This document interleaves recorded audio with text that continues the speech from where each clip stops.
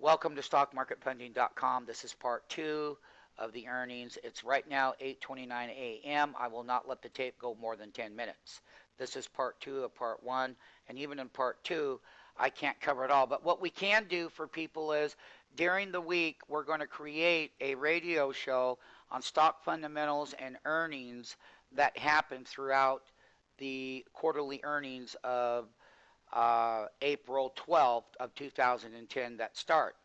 And so that if you do review the tape and whatnot, you'd want to go to stockmarketfunding.com and you'd want to go to the stock radio show.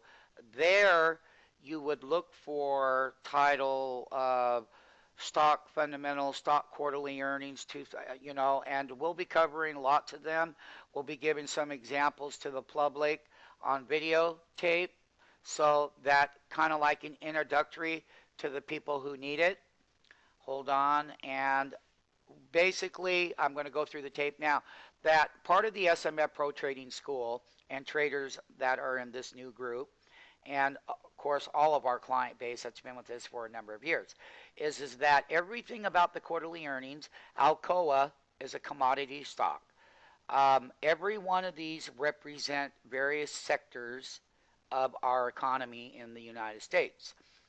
And so basically what we're going to be looking for, and this is just the first week, there are several weeks of earnings that will be reported on all exchanges in the stock market.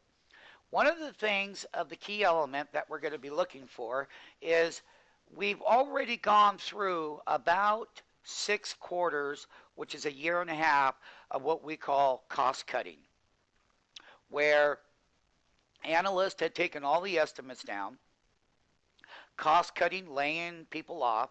That's why the unemployment rate's high.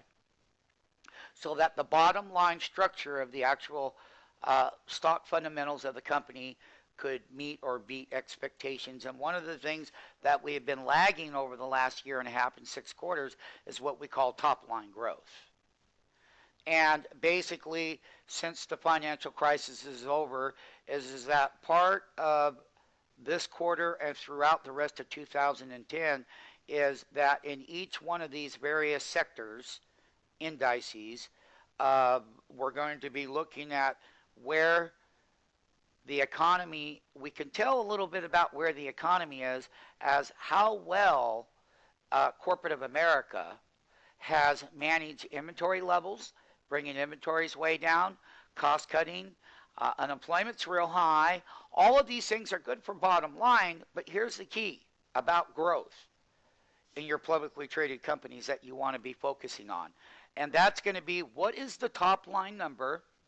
What is the guidance? Okay, now that we've gone through the financial crisis, now that they've done what they always do best, is re-leveraging their business model, is where is the actual sales at?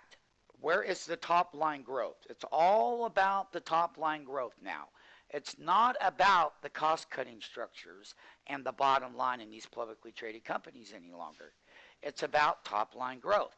Now, in my humble opinion, and who's going to be the judge, is that you've got this quarter, the next quarter, the quarter after that, is that where are we going to top out?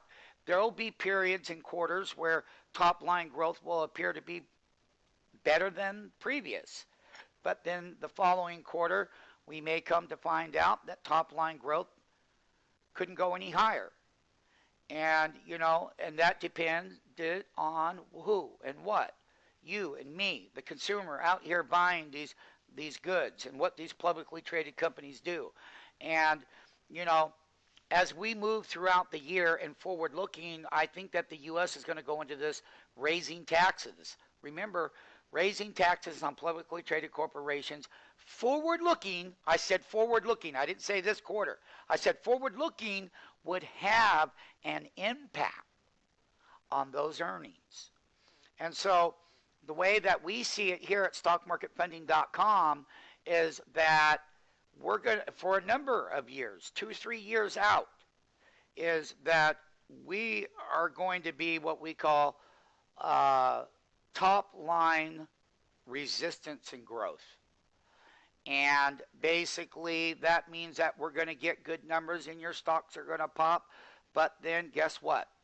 That top line growth, growth to the economy, and growth to the economy is how well all of these publicly traded companies are reporting and executing in every sector.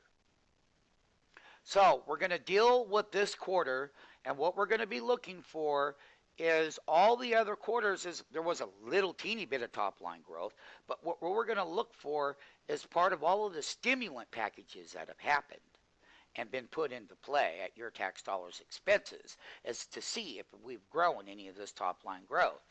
And so number one, we're going to go through them, we're going to do our homework, and we're going to find out where the best buying opportunities to buy long are. And the companies that fail, well, we sell short, so when they fall, we make a lot of money.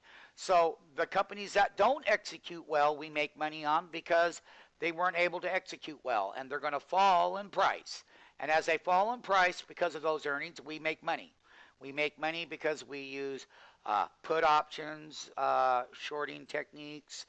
We have all kinds of techniques here to take advantage of these earnings, good or bad. We make money on good earnings, and we make money on bad earnings. And the thing about it is, the ones that fail, we make a lot of money on. The ones that produce, well, we make a lot of money on those too. And, you know, that's the gift about watching this particular videotape. And it's also a gift to get to know stockmarketfunding.com so that you do ever see the video, you know that there's a place to come and have a follow-up and get to know us. We'll be happy to design any kind of program for your portfolio using a risk management diversification model. And the most important thing about being involved in the stock market is having that risk management diversification model. And diversification means that I just don't own Google. No, I'm in different sectors in the economy, and I've got different ways of managing my risk for either a downside fall and the upside goes, well, I still make money. And that's one thing about the earnings season for investors is that, in my view, they lack the risk diversification. Risk diversification. Risk management diversification. I can't say enough. We will teach you, if you want to get into that mode and protect your assets to the best of your ability, we will take you down that road of risk management diversification. Welcome to stockmarketfunding.com. Welcome to the April 2010 quarterly earnings that start tomorrow on Monday, and we will be starting off with Alcoa. Okay? We're not expecting a year ago they were losing 59 cents.